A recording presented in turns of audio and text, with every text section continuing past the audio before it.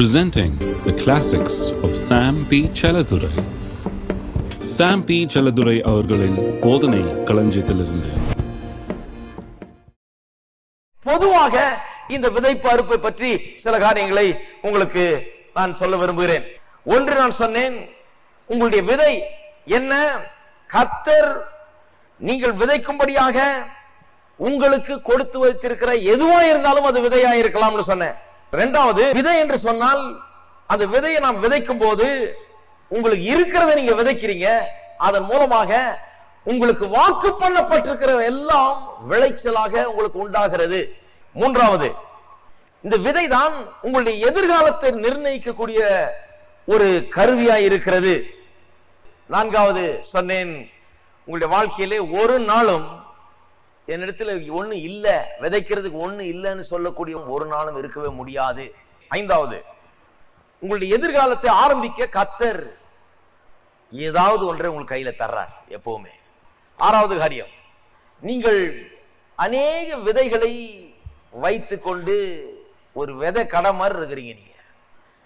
ஏழாவது, உங்களுக்கு ஏற்கனவே இருக்கிற ஒன்றுதான் உங்களுடைய எதிர்காலத்தின் திறவுகோலாய் இருக்கிறது, உங்களுடைய வாழ்க்கையின் திருப்பு முனையா இருக்கிறது.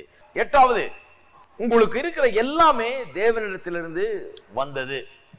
ஒன்பதாவது, உங்களுக்கு இருக்கிறதை நீங்கள் விதைக்காமல், அதாவது விதையா கர்த்தர் கொடுத்திருக்கிறத நீங்கள் விதைக்காமல் அப்படியே வைத்துக் கொண்டால் அவ்வளவுதான் இருக்கும். அதுதான் அதிகபட்சமா இருக்கும். இவ்வளவு விதை இருக்குது, அதை விதைக்காம அப்படியே வச்சுக்கொண்டா இந்த விதை இதை விட அதிகமாகாது. பத்தாவது, விதைக்கிற சீசன்ல விதைக்கவில்லை என்றால் அறுக்கிற சீசன்ல எம்டி தான், ஒண்ணுமே இருக்காது.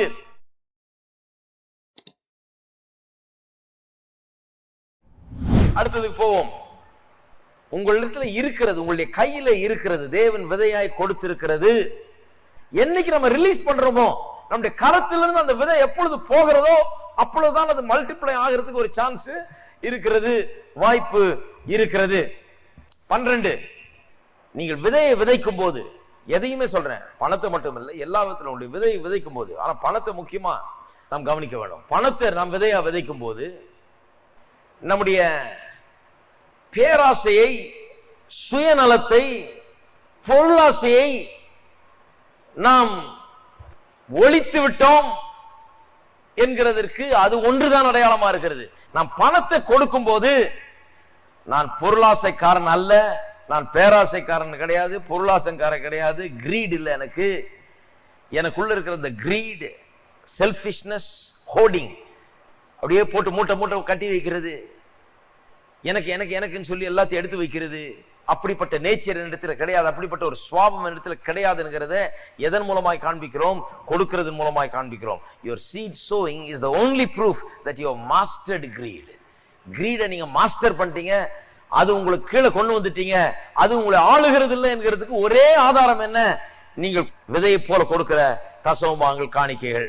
13, ஒவ்வொரு விதைக்குள்ளாகவும் நாம் காணக்கூடாத விதத்திலே ஒரு இன்ஸ்ட்ரக்ஷன் கொடுத்து வைக்கப்பட்டிருக்கிறது. அதுக்குள்ள ஒரு பில்டினா ஒரு இன்ஸ்ட்ரக்ஷன் இருக்கிறது. அது என்ன? நீங்க பார்க்க முடியாது. ஒரு சின்ன விதையை, தக்காளி விதையை எடுத்துக்கிட்டால் அந்த விதைக்கு நீங்க எடுத்து போதிச்சுக்கிட்டு இருக்க வேண்டியதில்லை. அதை அந்த விதையை எடுத்துக்கிட்டு எப்படியாவது இது ஏதாவது நல்லா வரணும்னு அதை போட்டு வேண்டிக்கிட்டு இருக்க வேண்டியதில்லை. அந்த விதைக்குள்ளேயே ஒரு இன்ஸ்ட்ரக்ஷன் இருக்குது. அது பூமிக்குள்ள போன உடனே அது பலுகி பெருகி அது விளைச்சலை உண்டு பண்ண வேணும் என்ற ஒரு இன்ஸ்ட்ரக்ஷன் அதுக்குள்ளே இருக்கிறது. ஒவ்வொரு விதைக்குள்ளாகவும் கர்த்தர் அதை எழுதி வைத்திருக்கிறார். நீ போய் பூமிக்குள்ள போய் இதை செய்ய வேண்டும், இப்படித்தான் நீ இருக்க வேண்டும், இப்படி பெருக வேண்டும், இப்படி இருக்க வேண்டும் என்று ஒவ்வொரு விதைக்குள்ளேயும் தேவன் நாம் கண்ணில காணக்கூடாத அளவுக்கு ஒரு இன்ஸ்ட்ரக்ஷன் எழுதி வைத்திருக்கிறார், ஒரு குறிப்பு எழுதி வைத்திருக்கிறார், இப்படிதான் இருக்க வேண்டும் என்று. ஒவ்வொரு விதைக்குள்ளாகவும் சிருஷ்டிகர்த்தா அதை வைத்திருக்கிறார் உள்ள. ஆகவே தானா வேலை செய்ய ஆரம்பிக்கிறது. இது ஒரு பிரமாணம் பாருங்க. இது ஒரு மனுஷனுடைய வாழ்க்கையில தானாக வேலை செய்ய ஆரம்பிக்கிறது. 14, ஒவ்வொரு விதையும் ஒரு ஸ்பெசிபிக் அசைன்மெண்ட், அதாவது ஒரு குறிப்பிட்ட நோக்கத்தோடு விதைக்கப்படுகிறது. குறிப்பிட்ட நோக்கத்தோடு விதைக்கப்படுறதுனால விதைச்ச உடனேயே விசுவாசமும் எதிர்பார்ப்பும் அவிழ்த்து விடப்படுகிறது. விதையை விதைக்கிறவன்ட்ட நீங்க போய் விவசாயிட்ட போய் என்னப்பா விதைச்சிட்டு இருக்கேன்னா, என்னமோ தெரியல சார், எங்க தாத்தா பாட்டி எல்லாம் விதைச்சிட்டு தான் நானும் விதைச்சிட்டு இருக்கிறேன், என்ன ஆகுமோ தெரியல அப்படின்னு சொல்ல மாட்டான். அவன் சொல்லுகிறான், நான் விதைக்கிறேன், 3 மாசம் பொறுத்து அறுவடை வருகிறது, 6 மாசம் பொறுத்து நான் இவ்வளவு விளைச்சலை எதிர்பார்க்கிறேன், இது நல்லா மழை பெஞ்சு எல்லாம் நல்லா தண்ணி பாய்ச்சி எல்லாம் நல்லா வேலை செஞ்சா இத்தனை மூட்டை அரிசி கிடைக்கும் என்று நான் எதிர்பார்க்கிறேன். கரெக்டா மூட்டை கணக்கு வரைக்கும் சொல்லுவாங்க. ஏன்னா போட்டு போட்டு போட்டு அவனுக்கு பழக்கம். அவன் விதைத்த உடன் தான் அவனுக்குள்ள இதை குறித்த ஒரு பெரிய விசுவாசமும் எதிர்பார்ப்பும் அதிகமாகிறது. விதைக்கு முன்னால் அவனுக்கு தெரியுது போட்டா விளையும் என்று. விதைத்த உடனேயே விசுவாசமும் எதிர்பார்ப்பும் அவனுக்குள்ளே அவிழ்த்து விடப்படுகிறது. கொஞ்சம் கவனிக்க வேண்டும். அநேகருக்கு இன்றைக்கு ஏன் விசுவாசம் பொருளாதார செழிப்புக்கு நேராக வேலை செய்யலன்னு சொன்னா, விதைச்சாதானே வேலை செய்யும். விதைத்த பிறகுதான் விளைச்சலை எதிர்பார்க்கிற எதிர்பார்ப்பு உண்டாகும், விசுவாசம் உண்டாகும். விசுவாசம் எப்ப உள்ள இருந்து கிளம்பும் சொன்னா, விதைச்ச பிறகு பெரிய விளைச்சல் எனக்கு வரப்போகிறது என்பதை நாம் எதிர்பார்க்கலாம். விதைக்கிறது தான் ஒரு குறிப்பிட்ட நோக்கத்தோடு விதைக்கிறதுனால அந்த நோக்கம் அதுலயே பில்டினா இருக்குது. அந்த நோக்கத்தோடு தான் விதைக்கிறோம். அந்த நோக்கத்தை எதிர்பார்க்க ஆரம்பிக்கிறோம். அந்த நோக்கத்தின் நிறைவேறுதலை எதிர்பார்க்க ஆரம்பிக்கிறோம். விதைச்சிடறோம். வீட்டுல எடுத்துக்கலாம், வீட்டுல ஒரு செடியை வைக்கிறீங்கன்னு வைங்க, எத்தனை அம்மா இருப்பாருங்க செடியை வச்சுட்டு தினந்தோறும் அதை போய் பார்த்துட்டு வருவாங்க. ஒரு எதிர்பார்ப்பு உள்ள, வந்துருச்சு வந்துருச்சு, லேசா வந்திருக்குது, இவ்வளவு வந்திருக்குதாக்க, அவ்வளவு வந்திருக்குதாக்க, உள்ளத்துல ஒரு எதிர்பார்ப்பு. விதைச்ச உடனே தினந்தோறும் அதை போய் பார்க்க சொல்லுது. விதைச்ச உடனே உள்ளத்துல ஒரு எதிர்பார்ப்பு. விதைச்ச உடனே உள்ளத்துல ஏற்கனவே ஒரு படம் உண்டாயிடுது. இப்படி வரமாக்கும், இந்த பழம் எப்படி வருமாக்கும், அந்த மரம் எப்படி வருமாக்கும், இந்த பூ இப்படி இருக்குமாக்குங்கிற அதை குறித்த ஒரு எதிர்பார்ப்பும் விசுவாசமும் உள்ளத்திலே அதிகமாய் உண்டாகிறது. பாருங்க, அந்த விதவை கிட்ட போறான். அந்த விதவையினுடைய கதை ரொம்ப முக்கியமான ஒரு கதை. பாருங்க, 1 ராஜாக்கள் 17ஆம் அதிகாரத்துல. மறுபடியும் அதுக்கு நான் வரப்போகிறோம். ஏன்னு சொன்னால் ரொம்ப முக்கியமான ஒரு கதை. அந்த விதவை சாப்பாடு இல்லாம செத்து கொண்டிருக்கிறாள். அவளும் தன்னுடைய மகனும் சாப்பிட்டு சாகுவனு உட்கார்ந்துட்டு இருக்கிறாங்க. தேவனுடைய மனுஷன் வருகிறான்.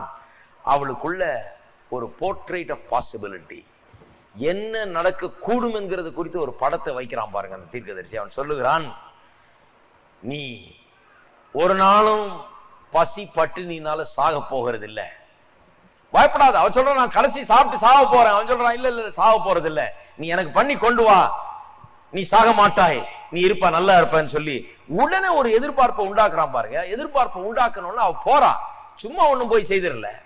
சொல்றான், நீ போய் எடுத்துட்டு வா, மீதி எல்லாம் நான் பாத்துக்கிறேன், நீ போய் எடுத்துட்டு வா, எல்லாம் நல்லா இருக்கும். இந்த ஒரு படி மாவு தான் இருக்கு, கொஞ்சம் எண்ணெய் தான் இருக்குன்னு சொல்றிய, பரவாயில்ல, இதை செட்டு சாக போறேன்னு சொல்றியா, அது மட்டும் நடக்காது, நீ சாக மாட்டா, அதுக்குதான் கர்த்தர் என்ன அனுப்பிச்சிருக்காரு, நீ போய் எனக்கு முதல்ல பண்ணி கொண்டு வாமா, அப்புறம் நான் உனக்கு சொல்றேன், எல்லாம் நல்லது நடக்கும் போன்னு சொல்றான். அப்புறம் தான் போய் அவன் என்ன பண்ணுகிறா, எடுத்துட்டு வந்து அவனுக்கு செய்து கொண்டு வந்து தருகிறா. பாருங்க, செய்து கொண்டு வந்து தந்த உடனே அவளுக்குள்ளே விசுவாசம் கட்டவிழ்க்கப்படுகிறது, விசுவாசம் பிறக்கிறது. அப்பதான் அவளுக்குள்ள எதிர்பார்க்க ஆரம்பிக்கிறார். சரி, தீர்க்கதரிசி கடவுள்கிட்ட இருந்து வந்திருக்கிறாரு, தீர்க்கதரிசி கர்த்தருடைய வார்த்தையை எனக்கு கொண்டு வந்திருக்கிறாரு, இந்த தேவையின் நேரத்துல கொண்டு வந்திருக்கிறாரு.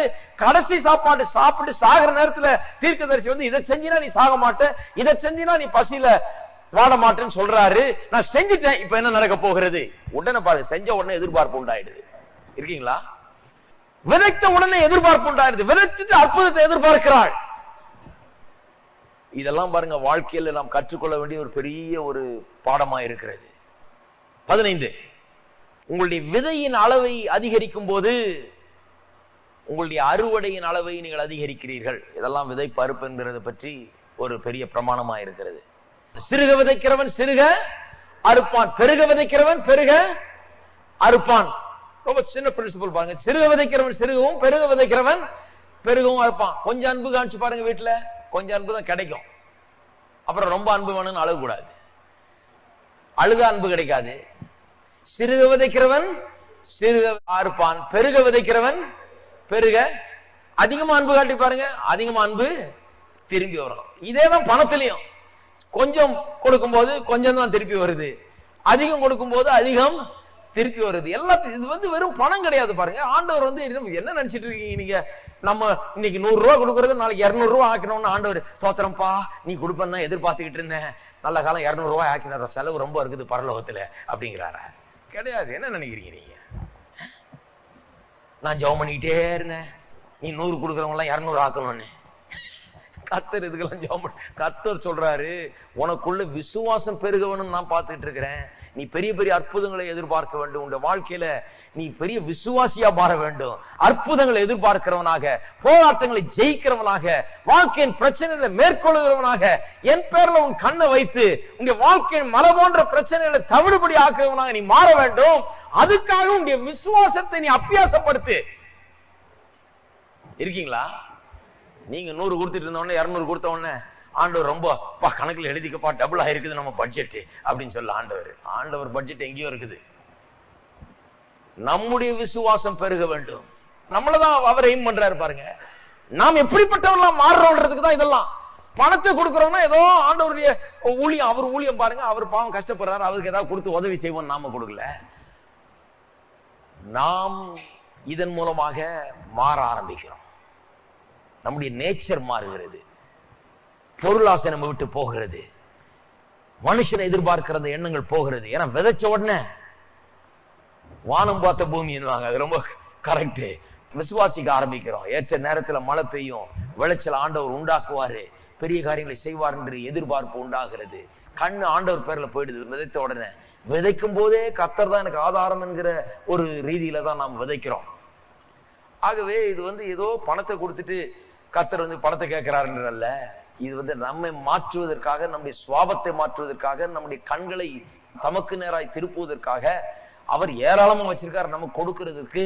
நாம் யார் யாரையோ எதிர்பார்த்துட்டு இருக்கிறோம். அங்க அலையிறோம், இங்க அலையிறோம், இந்த மனுஷன் எதிர்பார்க்கிறோம், அந்த மனுஷன் எதிர்பார்க்கிறோம், இங்க கையை நிட்டுறோம், அங்க கையை நிட்டுறோம். அவர் சொல்றாரு, உன்னை மாத்தணும்னே தான் இந்த சிஸ்டம் வச்சிருக்கிறேன் நான், தசமமாக காணிக்கேன்னு. அங்க எங்க கையை நிட்டு இருக்கிறதுக்கு பதிலாக இங்க கொடுத்துட்டு அங்க பாரு அப்படிங்கிறாரு. இதுல ட்ரெயின் ஆகும். முதல்ல தசமம் பார்த்து கொடுக்கிறவனா இருக்கும் போது நீ அங்க எதிர்பார்க்க ஆரம்பிக்கிற, கர்த்தருடைய விளைச்சலை நீ எதிர்பார்க்க ஆரம்பிக்கிற, கர்த்தருடைய ஆசீர்வாதத்தை எதிர்பார்க்க ஆரம்பிக்கிற. அப்படிப்பட்டவனாக மாற்ற விரும்புகிறேன். வாரன் ராபர்ட் சொல்றாரு, உங்களுக்கு வேண்டிய அளவுக்கு உங்க கம்பெனி தருமானால். எத்தனை பேர் இன்னைக்கு நான் கையை உயர்த்த சொன்னேன்னு வைங்க, கண்டிப்பா முக்காவாசி பேர் கையை உயர்த்துவீங்க. சம்பளம் போன வருஷத்தோட அதிகமா கொடுத்துருக்காங்க உங்க கம்பெனில, இருந்தாலும் எனக்கு பத்தல, இவன் சரியா தரலங்க அப்படின்னு சொல்றவங்க யாருன்னு கேட்டா இன்னைக்கு 99% பேர் சொல்லுவாங்க, ஆமாங்க இன்னும் கொஞ்சம் கூட தரலாம், நீங்க அடுத்த வருஷம் இன்னும் கொஞ்சம் தருவாங்க. தரும்போது நீங்க என்ன சொல்லுவீங்க, இன்னும் கொஞ்சம் கூட தரலாங்க. அதான் ஓரல் ராபர்ட் சொல்றாரு, நீங்க கேட்கிற அளவுக்கு சம்பளம் கொடுத்தா கம்பெனியே இருக்காது. அவர் கேட்கிற அளவுக்கு எல்லாம் சம்பளம் கொடுக்குற கம்பெனியா இருந்தானே, உனக்கு எவ்வளவு வேணும், உனக்கு 20,000 ரூபாயா, சரி அடுத்த மாசத்துல இருந்து உனக்கு 20,000 தரணும், கம்பெனியை நடத்த முடியாது. ஜனங்களுடைய தேவையெல்லாம் சந்திக்கிறதுக்கு அவன் கம்பெனி நடத்தல. இருக்கீங்களா? ஜனங்களுடைய, அதுதான் அவர் சொல்றாரு, ஜனங்களுடைய தேவை கம்பெனி சந்திக்க முடியாது. உன் தேவையை அவன் சந்திக்க பார்த்தா அவன் இருக்க மாட்டான். உன்னுடைய தேவையை சந்திக்கிறது யார்? கர்த்தர். எல்லாரும் சொல்லுங்க, என்னுடைய தேவையை சந்திப்பது என்னுடைய கர்த்தர், என்னுடைய தேவன். அதனால கம்பெனியை போட்டு நொந்துக்காதீங்க, முதலாளியை போட்டு நொந்துக்காதீங்க. அவரா உங்க தேவையை சந்திக்கிறவர். அவர் உங்க தேவையை சந்திக்க போனா அவர் என்ன ஆகிறது? உங்களுக்கு எப்பவும் தேவை இருந்துகிட்டே தான் இருக்கும். உங்களுக்கு என்ன கொடுத்தாலும் போதாதுன்னு இருக்கும். அதுதான் உலக சிஸ்டம். இதுல இருந்து எப்படி டிவைன் சிஸ்டம்க்கு மாறுறது, போதும் என்கிற சிஸ்டம்க்கு மாறுறது எப்போன்னா, கர்த்தர் தான் என் தேவையை சந்திக்கிறவர், நான் அவரை பார்க்கும் போது தான் நிறைவு உண்டாகும். இருக்கீங்களா? நீங்க கம்பெனியை பார்த்துக்கிட்டு இருக்கிற வரைக்கும் நிறைவே வராது. நான் சொல்றேன், உங்க முதலாளியை பார்த்துக்கிட்டு அவர் அடுத்த மாசம் 2,000 ரூபாய் ஜாஸ்தி தருவாரா அப்படின்னு பார்த்துக்கிட்டே இருக்கும் போது நிச்சயமா நிறைவு வரவே வராது. என்னைக்கு இந்த ஆள் கொடுக்கறத கொடுக்கட்டும், கர்த்தர் தான் எனக்கு கொடுக்கிறவர்னு கண்ணை கர்த்தர் மீது என்னைக்கு வைக்கிறீங்களோ அன்னைக்குதான் உங்களுடைய தேவைகள் பூரணமாய் சந்திக்கப்படும். ஏன்னா கர்த்தர் தான் சந்திக்கிறவர், மனுஷன் கிடையாது. இருக்கீங்களா? இவங்கெல்லாம் வாழ்க்கையில ஒரு பெரிய திருப்பு முனையா வர வேணும். அநேகருக்கு இது குறித்த வெளிப்பாடு உள்ள கிளிக் ஆகணும். பாருங்க, இருட்டிலேயே இருந்து திடீர்னு லைட் போட்ட மாதிரி இருக்கும். எத்தனை பேருக்கு லைட் அடிச்சிருக்கு? இப்போ இருந்து வீட்டுக்கு வீடு போனீங்கன்னா எல்லாத குறைதான். என்னத்தை கொடுக்குறாங்க? இத்தனை வருஷம் வேலை செய்த இவ்வளவுதான் கொடுக்குறானாக்கும், இவ்வளவுதான் பேச்சு. கண்களை கர்த்தர் மீது வையுங்கள். கர்த்தர் தான் நம்முடைய தேவையில சந்திக்கிறவர். கம்பெனி இருந்துட்டு போட்டோம், அவங்க செய்யறது செய்யறாங்க. ஆனா கர்த்தர் நம்முடைய தேவைகளை சந்திக்கிறவர். கர்த்தர் அற்புதமா நம்முடைய தேவைகளை சந்திப்பார். பல்வேறு வழிகளை வைத்திருக்கிறார்.